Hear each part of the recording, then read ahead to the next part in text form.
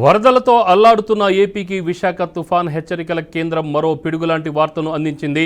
ఈ నెల 5వ తేదీన బంగాళాఖాతంలో మరో అల్పపీడనం ఏర్పడే అవకాశం ఉందని తెలిపింది. దీంతో ఏపీకి మరో 3 రోజుల పాటు వర్షాలు తప్పవని హెచ్చరించింది. పలు చోట్ల మోస్తరు నుంచి భారీ వర్షాలు, ఎన్టీఆర్, కృష్ణా జిల్లాలకు ఆరెంజ్ అలర్ట్ జారీ చేశారు.